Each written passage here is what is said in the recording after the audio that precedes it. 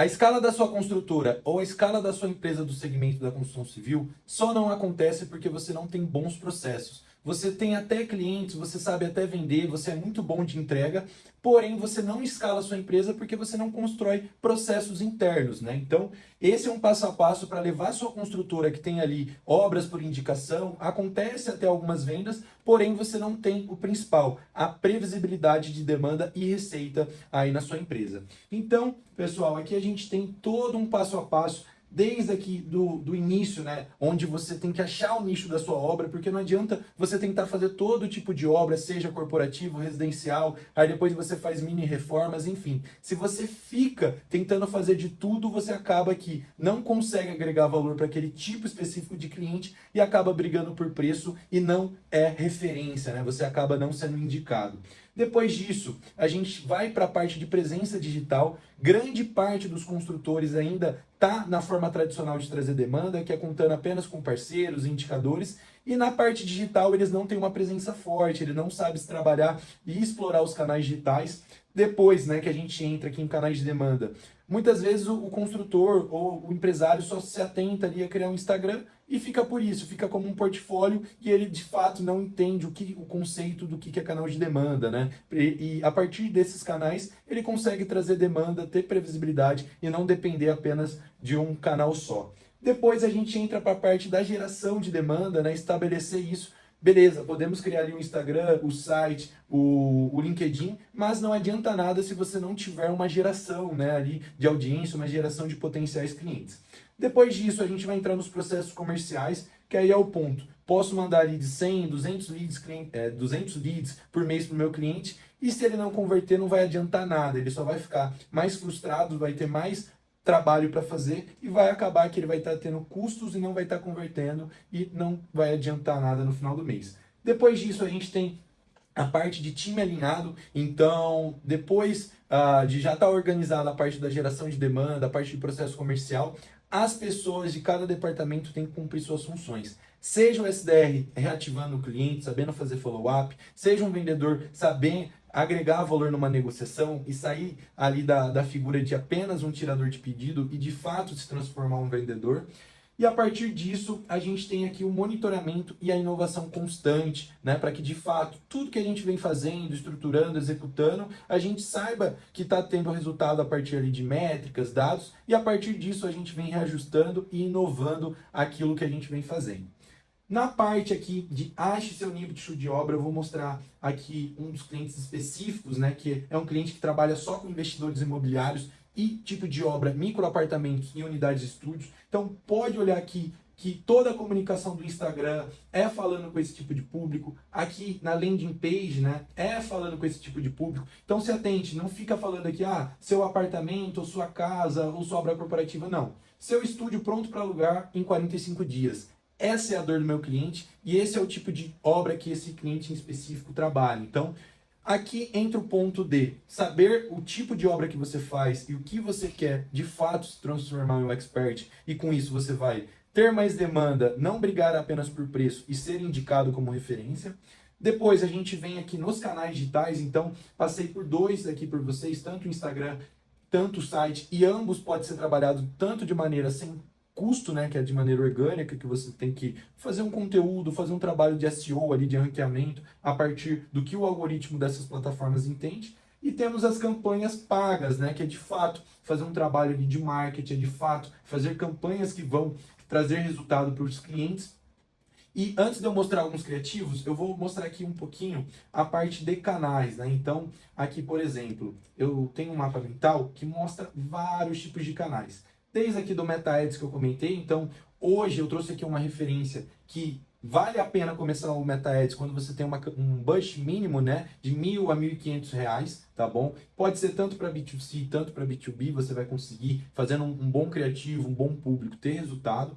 Aqui é basicamente o processo inicial, então ter um criativo, ter a BM configurada, saber criar um bom público, saber criar a campanha, fazer o anúncio, fazer toda a parte de tag e depois disso fazer o acompanhamento, seja via dashboards, igual eu vou mostrar aqui, que a maioria dos nossos clientes que tem aqui o serviço conosco topam vir para esse parte do nosso plano que a gente entrego aqui a parte dos relatórios e dos analytics, né?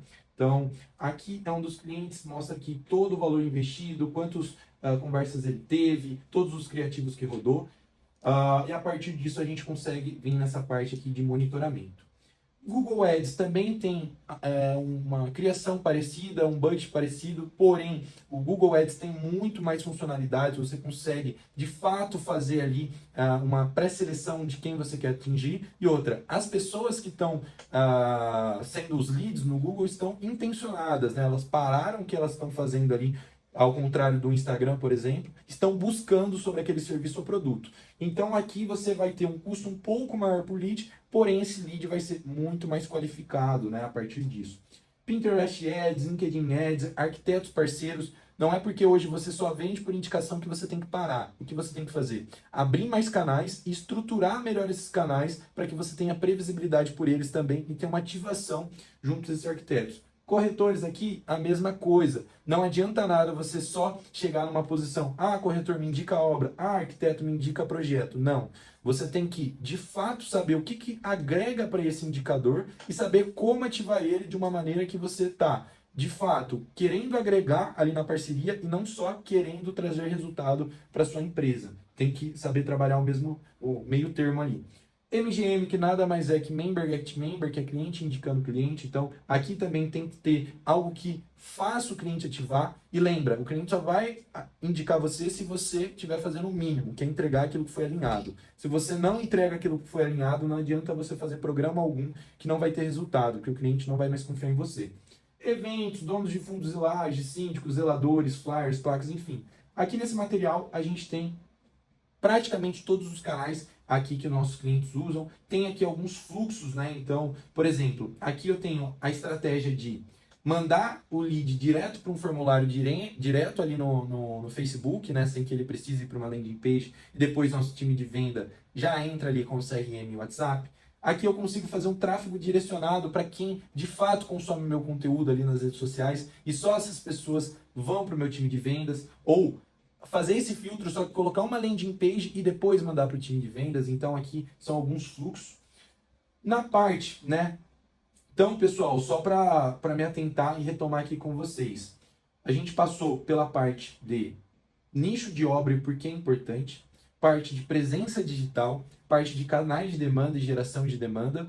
E vamos entrar aqui nos processos comerciais, para que vocês entendam, né, que não adianta nada a gente trazer demanda e esse cliente não converter. Então aqui eu tenho uma base, né, de um fluxo padrão de reforma, seja de apartamentos, microapartamentos.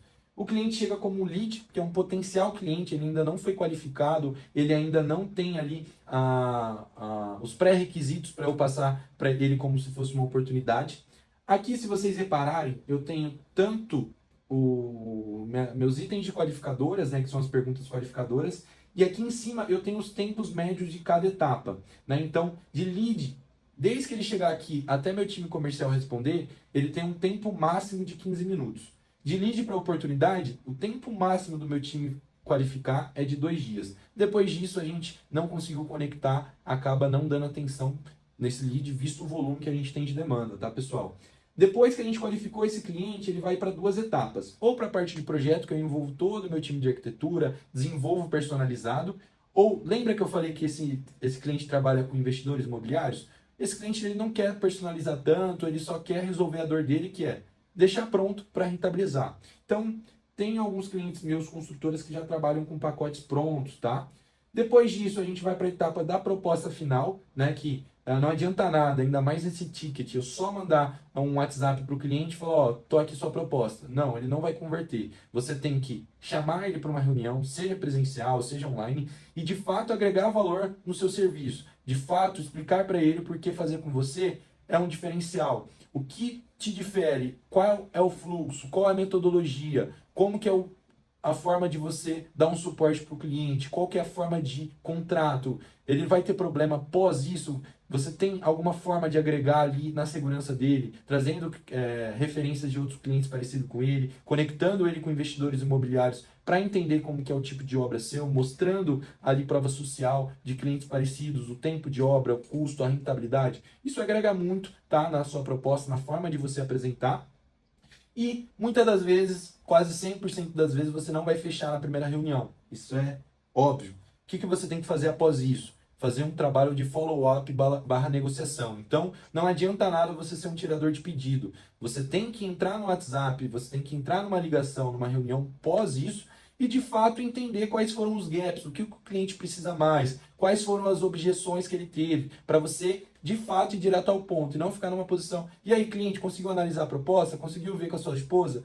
Que isso você só vai estar se tornando um tirador de pedido, né? Você não está agregando ele em todas as jornadas, você está apenas cobrando esse cliente. E após isso, eu tenho a venda de fato, ou aqui o perdido, né, desse cliente, ou o famoso loss. Aqui também eu consigo, a partir de um fluxo, entender meu ciclo de vendas, né, e também meu ticket médio.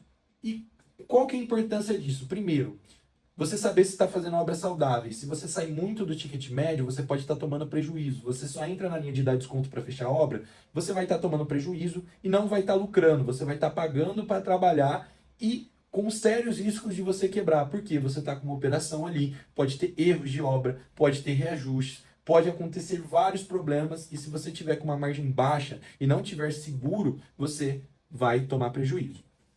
Então, o processo comercial nada mais é do que um fluxo que seu cliente faz desde ele levantar a mão até o fechamento de venda. Seja o tempo que demora, quantas atividades foram feitas, as etapas, quem são os responsáveis desse fluxo, quais itens você tem que entregar, seja orçamento, projeto, rentabilização, né, uma planilha de rentabilização, o que de entregáveis você tem que conduzir na negociação e entregar para o seu cliente para que de fato ele converta. Depois, né, mas antes de ir para frente aqui, eu gostaria só de retomar na questão da geração de demanda. Então, como eu mostrei ali, a gente tem diversos canais, só que cada canal tem um tipo de campanha, um tipo de criativo. Então, aqui, por exemplo, eu vou ter um criativo que vai falar com o cliente final, o famoso B2C. Tem outro criativo que vai falar com as incorporadoras, só que eu quero atingir o cliente final dessa incorporadora, que é o famoso fluxo B2B2C. E aqui eu tenho o B2B, que é trazer parceiros ou empresas, ou você querer vender para ambos, tá? Então, você não está falando com uma pessoa física, você está falando com uma empresa. E o que isso difere? A forma e os processos. Lembre, se você está vendendo para uma empresa, não vai ser apenas uma pessoa, muitas das vezes, que vai decidir. Não vai ser apenas um departamento, são vários departamentos, dependendo do tamanho da empresa. Não vai ser apenas um departamento que você vai ter que educar. Não vai ser muitas das vezes, o cliente que vai comprar não vai ser a pessoa da ponta que vai estar usando o seu produto ou serviço. Então, isso muda. Quando é o cliente final, não que o fluxo seja mais fácil, também muda toda a metodologia, mas tem itens que você consegue utilizar nesse processo que no B2B você não consegue, da mesma maneira que você trabalhar B2B2C. Eu estou trazendo isso para vocês, de fato, na hora que forem criar as campanhas ali para o canal, se atentarem quem que é seu público, quem que é seu cliente. E tudo que vocês forem fazer, desde ali, da parte de escolherem a obra, da parte de posicionamento digital, estruturar os canais de demanda, estruturar os processos comerciais, se atente para quem você está vendendo ou para qual tipo de empresa você está vendendo, porque isso é muito importante, tá, pessoal? Então, depois que a gente bateu aqui a parte de processos comerciais, a gente entra aqui na parte de time alinhado, que eu vou voltar no fluxo do processo para explicar para vocês, que é um dos gaps muito grandes que a gente tem aqui com os clientes que entram, tá? Que entram e não tinham isso antes da gente propor para eles.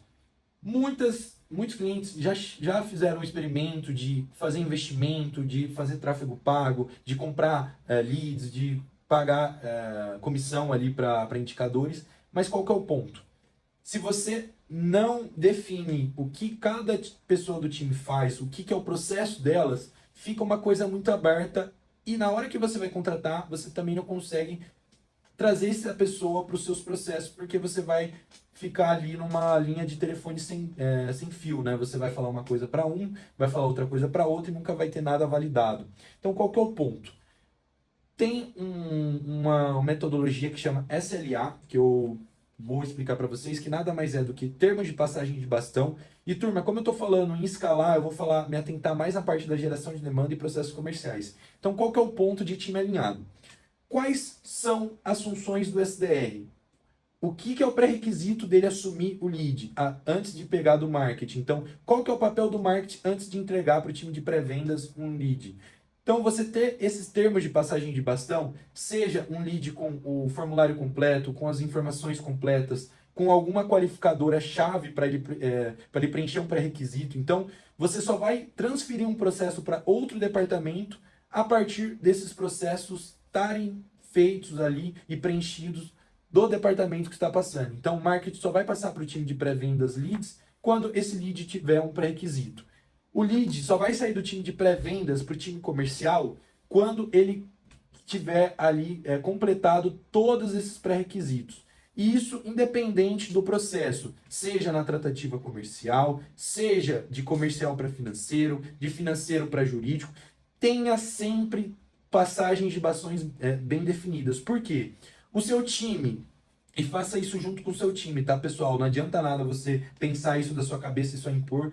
Traga o time, entenda o que para ele consegue fazer, o que ele não consegue porque é responsabilidade de outro departamento, e a partir disso venha criando esses processos.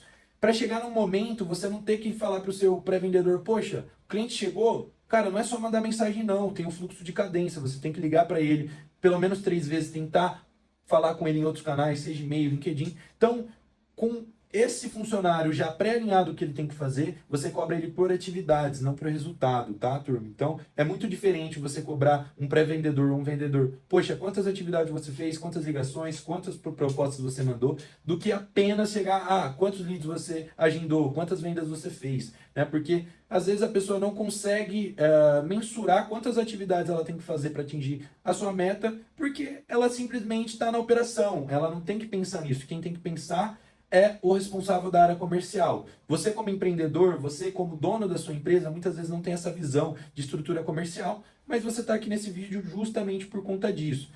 Antes de contratar ali um funcionário que você está pagando 1.000, 2.000, 3.000, seja salários mínimos para eles, não tenha na cabeça que ele vai transformar sua operação. Ele apenas... Então, pessoal, como eu estava falando, não pense que esse funcionário vai de fato estruturar ali seu departamento, vai inovar. Você está pagando apenas um salário mínimo e meio, no máximo 2. Então, se atente a isso. Depois, turma, a gente tem aqui a parte de monitoramento e inovação. Então, qual que é o ponto, tá? Não adianta nada você sair testando um monte de coisa, estudando várias coisas, sair executando e não monitorar. Não ver se aquilo de fato está tendo resultado aí para sua operação. Então, é muito importante você ter ali alguns dashboards, alguns analytics. O próprio Meta Ads aqui, igual vocês estão vendo, traz um Analytics aqui do Google Ads.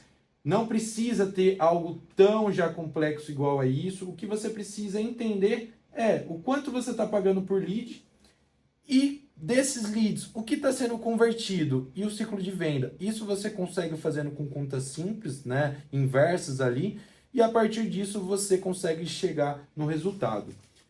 Pessoal, antes de finalizar, eu vou mostrar um pouquinho o que de fato a gente agrega aqui para os nossos clientes. Então, a gente pega esse cliente no momento inicial, que ele tem ali 2, 3 obras no mês, apenas dependendo de indicação, ele não tem uma previsibilidade de receita. Na primeira semana, a gente começa fazendo um diagnóstico, entendendo qual que é o tipo de obra que ele quer seguir, o que ele mais tem resultado, o que mais ele executa bem. E a partir disso, a gente vai posicionar ele em cima desse mercado, em cima das dores que o cliente desse meu cliente tem. Depois vamos construindo as hipóteses dos primeiros canais, né? Ali tanto digitais, tanto offline, e os canais que ele já tem resultado, a gente vem estruturando melhor para que ele de fato tenha previsibilidade. Depois dos canais estruturados, vem as primeiras campanhas, a primeira geração de demanda e os primeiros entendimentos e indicadores do que está acontecendo, né? E a gente começa a centralizar todos os contatos desse cliente, seja no Excel inicial, mas também hoje a gente tem um serviço de CRM, que esse cliente vai ter um controle dos dados. Os dados da sua empresa é de suma importância. Então, só uma dica. Se você contrata um vendedor, um pré-vendedor, não deixe ele usar o próprio celular para atender sua demanda, porque se esse funcionário sai, ele acaba com a sua empresa e você tem que recomeçar do zero. Depois, né, aqui a própria página de vendas, né, que é a famosa LP. Depois de estruturar os canais, as primeiras demandas geradas, a gente começa a entender as primeiras vendas, os fluxos comerciais, começa a trazer o fluxo comercial dentro do CRM, começa a entender as principais objeções que esses clientes têm, começa a vir com algumas automações. Então, se eu estou gerando 100, 200 leads para ele, eu preciso ter uma automação de um SDR de A para vir pré-qualificando e esse cliente só atender o que for qualificado para o time de venda deles. Então a gente tem diversas automações para chegar aqui na última etapa e chegar no principal conceito, que é ter previsibilidade de receita. Esse cliente saber o que vai acontecer nos próximos meses, saber quando contratar e principalmente não ser escravo da própria empresa, não ser bombeiro da própria empresa, porque maioria, não vou falar 90%, mas a maioria hoje dos empresários desse segmento não consegue tirar uma semana de férias sem a empresa quebrar. Por quê? Ele tem que estar no comercial, na operação, falando com o cliente, vendo financeiro, vendo liberação de documentação, ele tem que fazer tudo e no final do dia ele não consegue de fato se tornar um empresário. Ele fica ali na operação e se torna mais um, e quando esse cara fica doente, tem algum problema de cabeça, acontece da empresa quebrar, infelizmente.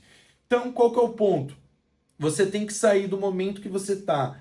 Beleza, você pode estar faturando 5, 10 milhões no ano, mas você não consegue de fato escalar processo, você não consegue contratar, você não consegue ter previsibilidade de demanda e fica sempre dependente dos mesmos indicadores e da mesma cesta ali, né, que a gente costuma brincar de ovos. Você não consegue trazer múltiplos canais, você fica preso, seja no indicador, seja num bom cliente, ou até mesmo aí preso no seu próprio network. Pessoal, o vídeo de hoje é esse. Se você quer mais vídeos como esse, me siga no Instagram. Eu tenho muito mais conteúdo lá no Instagram e também aqui a gente vai compartilhar uma rotina de vídeos no YouTube, então se inscreva aqui também e comente se esse é o caso da sua empresa e se esse vídeo te ajudou. Bora para a próxima.